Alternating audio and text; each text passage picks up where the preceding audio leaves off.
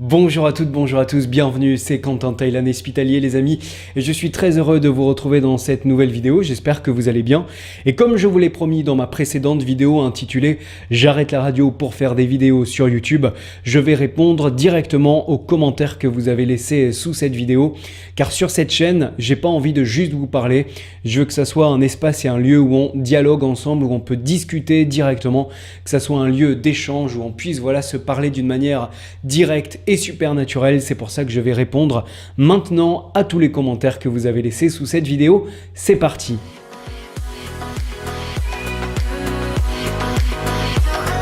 Alors j'ai devant moi, sous mes yeux, mon ordinateur portable avec vos commentaires qui sont affichés. Je précise que j'ai déjà vu vos commentaires bien sûr vu que je reçois une notification à chaque fois. Mais cette vidéo est enregistrée dans les conditions du direct pour que mes réponses soient naturelles et spontanées. Je ne sais pas encore ce que je vais vous répondre. Premier commentaire, c'est le commentaire de Rumplek ou Romplek, je ne sais pas comment on prononce ton pseudo exactement. Commentaire que j'ai trouvé super intéressant et super pertinent justement par rapport à ce que je veux exprimer sur YouTube. Tu me dis... Faire des vidéos sur YouTube, c'est pas un métier, non, mauvais choix.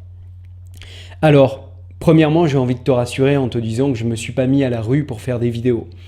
À l'heure où je te parle, j'ai un CDI en radio en tant que responsable de la programmation musicale d'une radio et je suis aussi à mon propre compte dans l'animation événementielle. Du coup, je ne me suis pas mis en danger pour faire des vidéos sur Internet.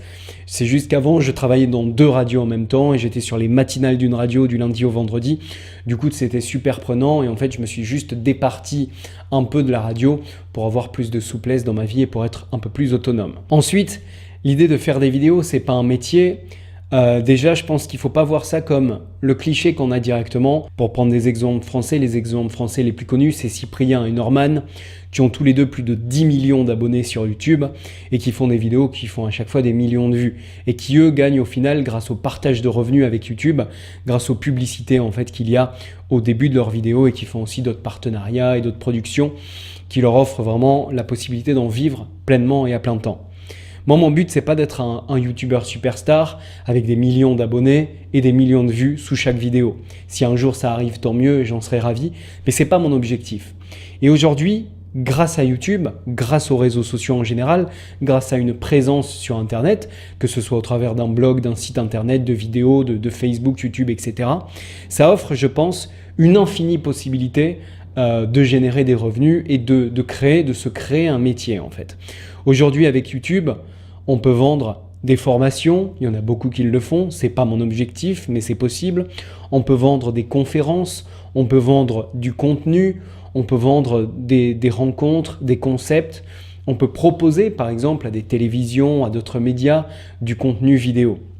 Ce que je veux dire c'est que YouTube, c'est pour moi aujourd'hui, même si je débute et si j'ai une toute petite audience, je vous rassure, j'en ai conscience, c'est un moyen de partager, d'échanger avec vous, d'être dans ce dialogue et de m'offrir une visibilité sur Internet pour montrer au plus grand nombre quelles sont mes idées et ce que je peux faire et ce que je peux proposer. Mais YouTube, ne serait-ce que si vous avez peut-être juste 1000 abonnés et 300 vues sur chacune de vos vidéos, ça peut être un moyen pour vous de vendre quelque chose que vous savez faire en utilisant YouTube juste comme un support et non comme une finalité. Deuxième commentaire, c'est celui de Yanis LM, qui met régulièrement des commentaires d'ailleurs sur la chaîne. Merci beaucoup à toi.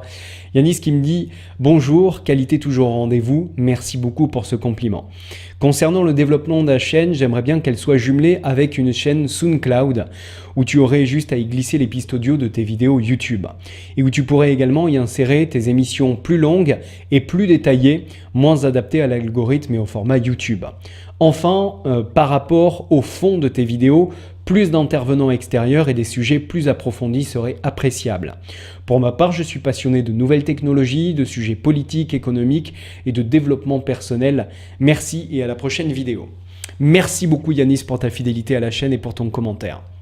Alors c'est là aussi très intéressant ce que tu me dis, car pour le support, pourquoi pas, j'ai déjà un compte SoundCloud, car peut-être que tu le sais, tu as vu mes autres vidéos, j'étais et je suis encore un peu comédien voix off. Du coup, pour présenter mes productions voix off, les productions pour lesquelles j'ai prêté ma voix, j'ai déjà un compte SoundCloud. Je te mettrai le lien dans la description de cette vidéo. Et à terme, pourquoi pas, publier un contenu audio en lien avec ma chaîne YouTube sur mon compte SoundCloud. C'est tout à fait possible et c'est d'ailleurs une très bonne idée. Quant au fond, pour mes vidéos, j'ai justement pour projet de faire beaucoup d'interviews et d'aller rencontrer des personnes qui m'inspirent, qui me passionnent et des personnes avec qui j'ai un feeling naturel et qui m'intéressent spontanément parce que mes amis me le disent beaucoup. D'ailleurs, j'ai cette curiosité, cette spontanéité naturelle d'aller vers les gens et de m'intéresser à ce qu'ils font. Et j'ai déjà quantité d'idées d'interviews de personnes que je voudrais interviewer, que je connais par mon réseau personnel, par le réseau que je me suis fait avec mon métier d'animateur radio. Et ça peut être des personnes qui sont connues, qui ont une notoriété parce qu'elles sont passées à la radio, à la télévision, sur Internet, mais aussi des personnes qui sont moins connues, mais qui font quelque chose de particulier dans leur vie, qui n'ont rien de star, mais qui font un truc qui, moi, me touche. Ça peut être quelqu'un qui a une passion, qui fait un métier atypique, que j'ai envie d'aller rencontrer et interviewer. Donc voilà des formats de rencontres, d'interviews qui vont très prochainement arriver sur la chaîne.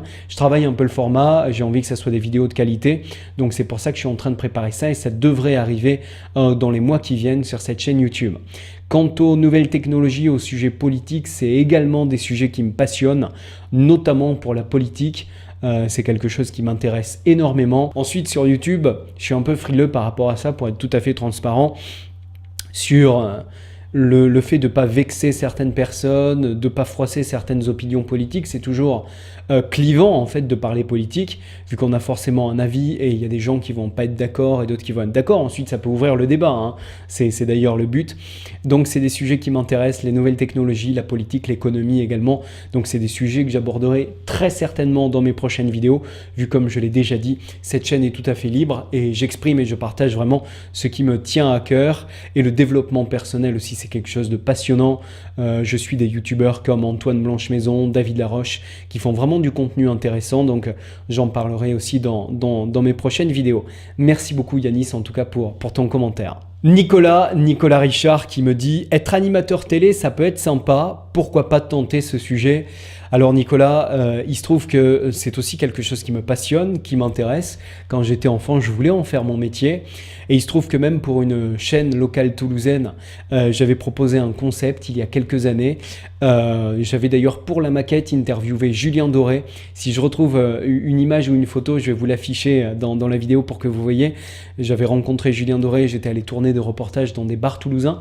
Malheureusement, la chaîne locale a fermé entre-temps, question budget, pour ceux qui connaissent un peu cette histoire pour les Toulousains. Finalement, le fait de faire des vidéos sur YouTube, ça s'en rapproche un peu. Donc, si j'ai des projets, de l'expérience dans ça, je n'hésiterai pas à le partager avec vous sur cette chaîne YouTube. C'est une excellente idée. Nicolas, on dirait que tu me connais bien. Ambroise qui me dit « Salut Quentin, je souhaite devenir plus tard animateur radio. Le problème, c'est que je ne sais pas quoi faire comme étude, sachant que je fais déjà de la radio dans une radio asso. Faut-il vraiment que je fasse une école de radio? Certaines personnes me disent que cela peut échouer, mais alors comment faire pour ne pas échouer? À partir de quel âge je peux commencer à en faire mon métier? Merci d'avance pour les réponses que tu pourras m'apporter. Merci beaucoup Ambroise pour ton commentaire. Alors pour te répondre, j'ai fait un truc, j'ai tapé âge légal pour travailler dans Google et la réponse c'est 16 ans. Je crois que voilà, c'est ça en France, on peut travailler à partir de 16 ans. De toute façon, c'est le site service-public.fr qui me répond, du coup c'est légal. Donc tu peux bosser à partir de 16 ans, tu peux avoir un patron à partir de 16 ans. Donc ça, c'est réglé, pas de souci.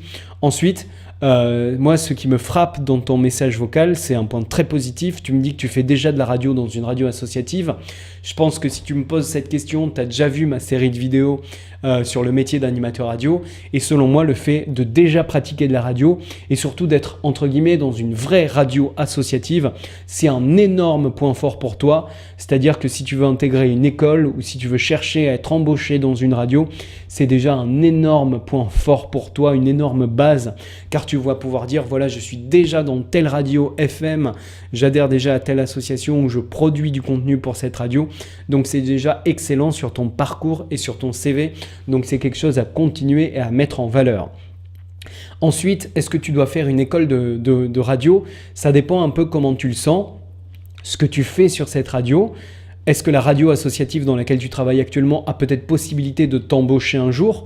Pose-leur la question en fonction de ton âge, tu peux leur demander, ben voilà, je travaille pour vous en tant que bénévole depuis des années, est-ce qu'il y a moyen un jour peut-être de commencer avec un petit contrat ou avec ce que tu fais déjà dans cette radio, tu peux aller avec tes maquettes, tu fais une sélection de ce que tu fais, ce que tu as fait, les choses qui sont cool, que tu as déjà produites dans cette radio pour le proposer à d'autres radios et pour pouvoir peut-être être embauché. Prépare-toi un CV, prépare-toi des maquettes et n'hésite pas à dès aujourd'hui, avec ça, avec les bases que tu as déjà, à démarcher d'autres radios. Et ensuite, si le fait de démarcher d'autres radios avec l'expérience que tu as déjà ne suffit pas, s'ils te demandent plus de références ou plus d'expérience, n'hésite pas à contacter une école de radio, faire une formation de 2 ans dans une école de radio, ça peut être à Paris, à Toulouse ou ailleurs en France, qui va te permettre de consolider ton expérience, de faire des stages dans d'autres radios et peut-être des radios professionnelles qui ne sont pas des radios associatives et d'avoir un diplôme reconnu par l'État. Comme ça, pour être embauché dans d'autres radios, tu pourras dire que tu as à la fois ton expérience de bénévole dans une radio associative et en plus tu as validé cette expérience grâce à 2 ans de formation dans une école de radio. Mais je le répète, déjà le fait de déjà être dans une radio associative, c'est une excellente chose et un excellent début pour ta future carrière d'animateur et je te souhaite de réussir. Et si tu as d'autres questions, n'hésite pas à revenir vers moi. Et un autre commentaire laissé en bas de cette vidéo, c'est le commentaire de Antoine.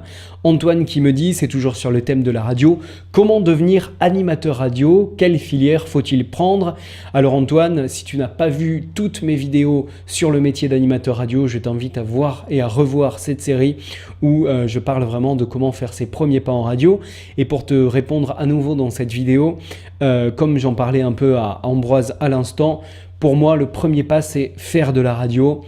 Essaie de trouver peut-être dans un premier temps une petite web radio qui diffuse sur internet ou une radio associative comme l'a fait Ambroise pour avoir vraiment une première expérience, faire un premier pas dans le milieu de la radio et dès maintenant, même si tu es encore très jeune, fais quelque chose en radio, même fais quelque chose que tu vas publier sur YouTube ou sur SoundCloud, fais déjà quelque chose pour montrer que tu produis déjà en tant qu'animateur radio. Ensuite, quelle filière il faut prendre? Tu peux aller jusqu'au bac. Ensuite, tu peux aussi faire du journalisme pour les études classiques. Tu peux faire des études de journalisme. Et ensuite, tu peux t'orienter vers une école de radio qui sera une école privée que tu vas devoir payer et qui va se faire en 2 ans pour avoir à la fin de cette école un diplôme qui va te permettre d'avoir des références, disons, à montrer à tes futurs employeurs. Donc voilà, comment devenir animateur radio? C'est va visiter une radio, contacte des radios pour, même au début en tant que bénévole, même sans être rémunéré, te faire une première expérience en radio. Ensuite, pour les études, je te conseille d'avoir quand même un minimum de diplômes, que ce soit un BEP, un bac pro ou un bac général. Ensuite, éventuellement, dans la filière générale publique, on va dire peut-être des études en journalisme. Et ensuite, tu peux également faire une école privée de radio. Voilà les quelques étapes qui vont te permettre d'accéder à ce métier. Mais je répète, maintenant, va voir une radio, rentre dans une radio et discute avec les gens qui en font et n'hésite pas à me poser d'autres questions si je peux t'aider. Voilà donc pour mes réponses aux questions que vous avez laissées en bas de ma dernière vidéo. Comme je m'y suis engagé, je vous réponds directement. N'hésitez pas à me questionner, vous l'avez vu, cette chaîne c'est un lieu d'échange où on parle, où on dialogue. Vous mettez des commentaires, je vous réponds tout le temps personnellement. Et s'il y a des commentaires voilà, qui retiennent mon attention et que vous voulez traiter en vidéo, n'hésitez pas peut-être maintenant dans cette vidéo à me dire « Quentin, j'ai une idée, est-ce que tu peux répondre à mon commentaire dans la prochaine vidéo ?» C'est vraiment vous qui avez le contrôle sur cette chaîne. On est une petite communauté, on discute ensemble et on partage, on échange, on est vraiment en dialogue. Donc n'hésitez pas à partager cette vidéo, à vous abonner à la chaîne et à laisser votre commentaire. Je vous dis merci beaucoup à toutes et à tous et à très bientôt.